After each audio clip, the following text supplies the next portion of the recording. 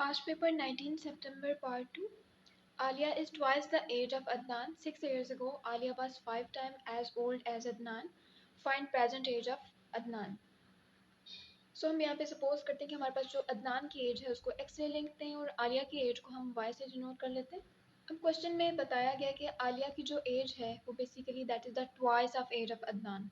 सो basically हमारे पास जो वाई की वैल्यू है वो 2x के इक्वल आएगी। Age of Alia that is twice time the age of Adnan.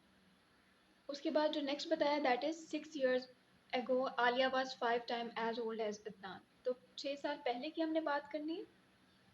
तो 6 साल पहले आलिया की एज में 6 हमने माइनस कर दिया। उसके बाद it was the 5 times the age of Adnan. So 5 of x minus 6 Adnan की एज में से 6 माइनस करके उसको 5 से मल्टीप्लाई करा दिया तो बेसिकली आलिया की एज आ जाती है। अब y की एक वैल्यू हम ऑलरेडी यहाँ पे निकाल चुके हैं। ये वैल्यू यहाँ पे पुट करते हैं और हमारे पास x में वैल्यू आ जाएगी और वो आपके पास एज होगी अदनान की क्योंकि हमने x से डिनोट किया था उसे।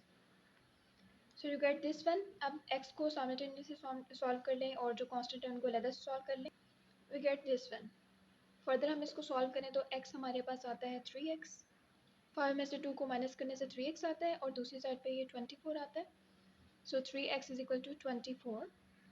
नाउ 24 पे 3 को डिवाइड कर दें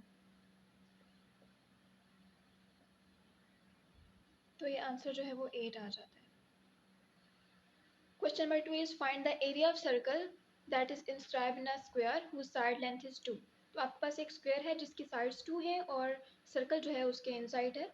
ये स्क्वायर है जिसकी जो साइड्स हैं वो 2 है क्योंकि साइड स्क्वायर की इक्वल होती है और की साइड्स हमने जो 2 ली और इसके इनसाइड जब हमने सर्कल को रखा है तो बेसिकली वो कंप्लीट इसके अंदर फिट आ गया। तो अगर देखा जाए तो सर्कल जो है वो उसके सेंटर में से जो लाइन पास करी और 2 पॉइंट पे टच करी उसको हम डायमीटर बोलते हैं। तो ये डायमीटर को अगर देखा जाए तो ये 2 के इक्वल आता है और डायमीटर के अंदर अगर हम इसको सेंटर कंसिडर करें तो 2 रेडियस हमारे पास आते हैं। सो हम इस तरह से लिख सकते हैं d is equal to 2r। After that radius find करने के लिए हम डायमीटर को 2 पे डिवाइड कर देते हैं। नेक्स्ट हमें एरिया बताना है सर्कल का that is pi r square. अब यहाँ से आर आपके पास सिंपल डायमीटर का स्क्वायर करके आ जाएगा। सो रेडियस की जगह मैंने d/2 लिख लिया। अब इसका स्क्वायर कर लें। You get this one. अब d की वैल्यू पुट कर लें। यहाँ पे डायमीटर 2 के इक्वल था तो 2 का स्क्वायर करेंगे तो this would be equal to 4। So pi 4 divided by 4 4 4 से कैंसिल हो जाएगा। So answer would be pi. That is the area of this circle. Question number 3 is what is the area of an equilateral triangle having sides 6? Equilateral triangle हमारे पास ऐसी triangle होती है जिसकी तीनों sides equal होती हैं और उनके तीनों एंगल भी इक्वल होते हैं। और अगर इक्विलेटरल ट्रायंगल के एरिया की बात करें तो वो स्क्वायर रूट 3/4 एक्स स्क्वायर होता है और एक्स जो है उसकी साइड को कह रहे हैं हम। एक्स की वैल्यू यहाँ पे 6 है जो कि गिवन है क्वेश्चन में। सो सिंपल हम इसको यहाँ पे पुट कर देंगे। 6 का स्क्वायर लिया दैट इज 36। इसको सिंप्लीफाई करें आगे।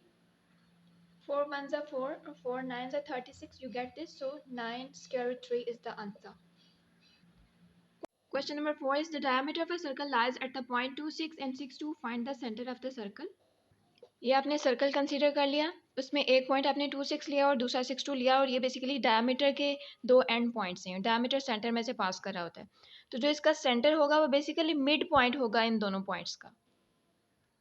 तो मिड पॉइंट फाइंड करने का फॉर्मूला हमारे पास ये है। ये मैंने एक लाइन कंसीडर कर लिया जिसमें दो इसके एंड पॉइंट्स हैं x1 y1 x2 y2 और अब हमें इसका मिड पॉइंट फाइंड करना है तो सिंपल मैं x1 प्लस x2 करके उसको 2 पे डिवाइड कर दूँ। सिमिलरली इसकी y वाला जो कंपोनेंट है उसमें भी हम इस तरह से करेंगे तो आपके पास सिमिलरली यही चीज़ हम इस सर्कल के लिए भी अप्लाई करेंगे।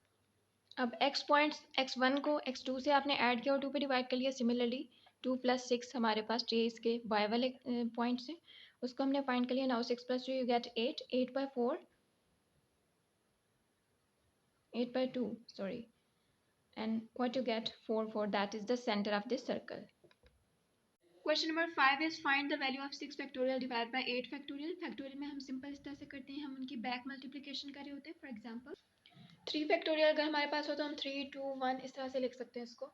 We can also write it as 3 into 2 factorial. So similarly in 8 I'm going to open it.